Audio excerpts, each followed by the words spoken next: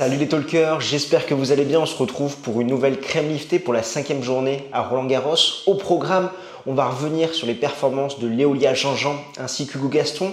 Également celle de Daniil Medvedev qui a étrillé en 3-7 Laslo Djere.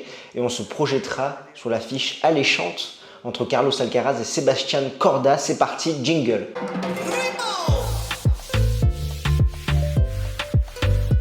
Avant toute chose, laisse-moi me présenter, je m'appelle Constantin et bienvenue sur Games 10 Talk. J'aide des passionnés de tennis comme toi à décrypter l'actualité de la petite balle jaune.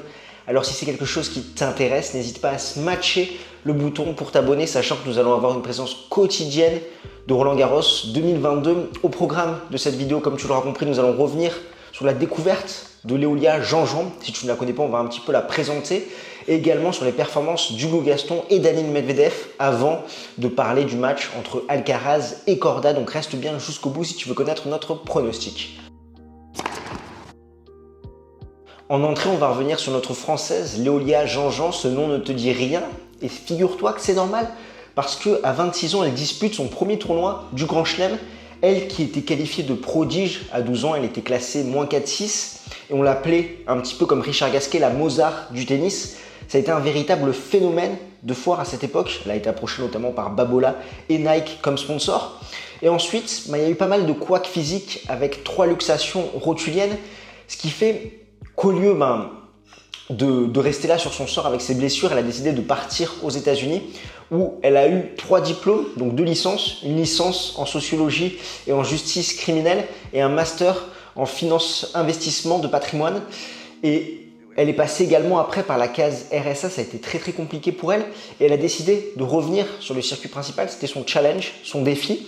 Ça a commencé en 2020, le point de bascule où elle a fait de très bonnes perfs sur le circuit américain. Elle a décidé de revenir en France et ça coïncidait justement avec la période de pandémie et le confinement. Elle a d'ailleurs trouvé et rencontré Thomas Delgado qui la suit et qui l'accompagne à Roland-Garros dans un Airbnb. Et en 2021, elle s'engage avec le Stade Toulousain où elle a notamment un préparateur physique et un coach. En 2022, en ITF, c'est 17 victoires pour 8 défaites. Elle est 227e mondiale et elle sera présente au 3e tour à Roland-Garros, sachant qu'elle est venue à bout de Nuria Parisas Diaz ainsi que Pliskova, ancienne numéro 1 mondiale. La Tchèque qui peine à retrouver des sensations et ça va être très compliqué pour elle, sachant qu'elle va défendre 1200 points à Wimbledon et qu'elle va les perdre, donc elle va un petit peu descendre au classement. Donc autant te dire que Léolia Jean-Jean fait honneur à sa wildcard et au prochain tour elle jouera contre la Roumaine Begu. Au niveau de son style de jeu, c'est une joueuse complète, bon service, elle frappe bien des deux côtés, que ce soit côté coup droit ou côté revers. Elle a une palette tennistique avec pas mal de variations, l'amorti, le fait qu'elle soit attirée vers le filet, mais elle n'hésite pas à terminer le point là-bas. Et également son slice de défense côté revers, donc c'est un petit peu la grande histoire de ce Roland-Garros. À 26 ans, la Française peut rêver d'une seconde semaine alors qu'elle dispute tout simplement son premier Grand Chelem. On passe tout de suite au plat avec la victoire de Daniil Medvedev contre Laslo Djere en 3-7, 6-3, 6-4, 6-3, qui a été un match où on peut le dire, comme dirait notre ami Brad Gilbert, winning ugly. Medvedev n'a pas fait un très grand match, mais vraiment, il a fait ce qu'il fallait pour s'imposer. Il a fait le dos rond, il a fait plutôt le rameur du fond du court en remettant la balle, sachant qu'en face, il n'y avait pas besoin de plus, tant Djere a vendangé avec 68 fautes directes. Il a essayé de faire une stratégie très agressive où il ne cherchait pas à construire le point, il attaquait, et comme on l'avait dit dans notre preview, il n'a pas suffisamment de constance, de consistance, notamment côté coup droit, et il allait beaucoup trop rapidement à la faute.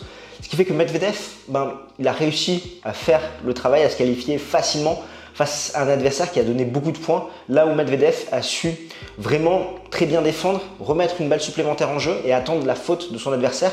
On a d'ailleurs eu 4 très longs jeux dans le 3e set qui ont duré en tout 48 minutes. Au prochain tour, pour le russe, ça sera Miomir Kekmanovic, un autre test, même si le Serbe a failli frôler la correctionnelle contre Bublik alors qu'il était mené d'un set et d'un break, il a su renverser la situation. Donc ça va être intéressant à suivre parce que c'est vrai que depuis Roland-Garros 2021, Medvedev, même si on pense qu'il n'arrive pas forcément dans d'excellentes dispositions avec énormément de repères sur cette surface qu'il déteste, il arrive à se faufiler et là potentiellement il peut aller en 2e semaine, ça n'aurait rien de surprenant.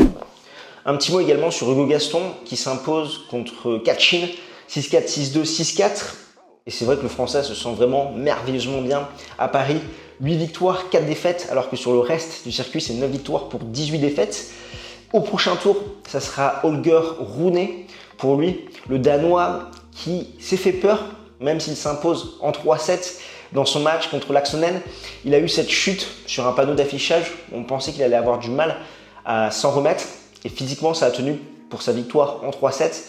Donc ça sera intéressant de voir lequel des deux joueurs arrive à rallier les huitièmes de finale, sachant que le public va porter forcément Hugo Gaston, qui a cette vitesse de déplacement, cette palette également avec énormément d'amortis. Je pense que ça va être un match super intéressant entre les deux joueurs, parce qu'ils ont tous les deux cette petite main qui fait qu'ils vont faire beaucoup d'amortis, beaucoup de variations. Ça va être un match rempli vraiment d'un point de vue tennistique et j'ai hâte d'y être.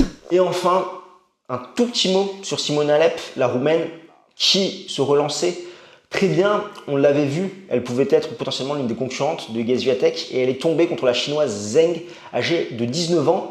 La Roumaine qui menait pourtant 6-2, 2-1 et qui a fait 2 derniers sets un petit peu catastrophiques où elle a beaucoup surjoué, elle allait très rapidement à la faute parce que sur les 2 derniers sets, c'est 25 fautes directes pour seulement 5 coups gagnants. Et c'est vrai qu'elle manque un petit peu de constance maintenant. Elle peut avoir tendance à dégoupiller rapidement, à passer à côté d'une rencontre. Et ça a été le cas sur ce match avec une très belle victoire de cette chinoise de 19 ans en tout cas. Et enfin, on passe au dessert, le match entre Sebi Korda et Carlos Alcaraz. Alcaraz qui s'est fait peur lors de son deuxième tour à Roland-Garros contre Albert Ramos en plus de 4 heures. Il vient à s'imposer contre son aîné espagnol, contre qui on l'avait découvert d'ailleurs à Rio en 2020, où Alcaraz s'est montré frustré avec un body language assez négatif, où Ramos, lui, a fait son jeu de terrien gaucher, c'est-à-dire des balles très bombées sur le revers de Carlitos, qui allait énormément à la faute, qui surjouait un petit peu, et on a vraiment eu peur pour lui, qu'on annonce comme l'un des favoris à Roland-Garros, de savoir s'il va réussir cette transition entre le 2-7 gagnant et le 3-7 gagnant. Il a réussi à s'imposer, à voir si Juan Carlos Ferrero arrive un petit peu à recentrer Carlitos, et cette victoire, si ça va être un déclic pour la suite, ou si au contraire, ça va condamner ses chances à Roland-Garros. Et en face de lui, ça sera Korda, le seul joueur à l'avoir battu sur terre battue cette saison. C'était à Monte-Carlo, en tout début de période sur terre battue, dans des conditions très venteuses, où l'Américain s'était imposé 7-6, 6-7, 6-3. Donc ça avait été un match très compliqué pour les deux joueurs, avec énormément de breaks, des breaks dans ces conditions particulières. On le sait, Alcaraz n'aime pas forcément le vent, on l'avait déjà vu à Indian Wells contre Rafael Nadal. Et là, ça va être un petit peu la revanche. Donc d'un côté, on a Korda, qui est quand même venu à bout de Millman et Gasquet sans concéder le moindre set, qui se sent bien sur terre battue. Il a déjà été 8e de finaliste ici en 2020 où il s'était incliné contre Rafael Nadal.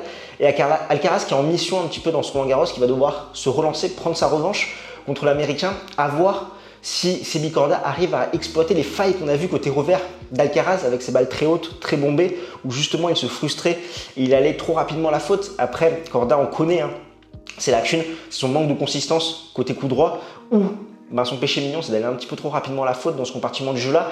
Également son service, où les deux joueurs peuvent souvent se breaker, débreaker, comme on l'avait vu d'ailleurs à Monaco. Donc Alcaraz qui va devoir insister sur le coup droit de son adversaire, là où Sebi Korda, sa force, c'est son revers, et lui va devoir dominer la diagonale sur le revers de Carlitos. Je pense que l'Américain peut le gêner, peut lui prendre un set, mais j'ose espérer que ce match contre Albert Ramos va être un déclic pour Carlitos, et qu'il va passer la seconde pour rallier la deuxième semaine à Roland-Garros. En tout cas, si tu veux parier sur ce match, je t'invite à utiliser notre code promo GST chez notre partenaire BetClick si tu n'as pas de compte chez eux, et tu bénéficieras ainsi de l'offre de bienvenue. Ton premier pari, s'il est perdant, est remboursé à hauteur de 100 € en free bet, d'autant plus que tu as accès à BetClick TV pour ne rien manquer de l'intégralité de Roland-Garros. Donc voilà un petit peu ce que je pouvais te dire pour cette 5e journée dans le Grand Chelem parisien. Ce soir à 21 h, on se retrouve en live avec Alex pour revenir un peu plus en profondeur sur ces deuxièmes tours. Donc je compte sur toi pour que tu sois présent. N'hésite pas dans les commentaires à me dire un petit peu ce que tu as pensé de cette 5e journée dans le majeur parisien. Et nous on se retrouve très vite pour parler tennis. D'ici là, porte bien. Ciao ciao tout le monde.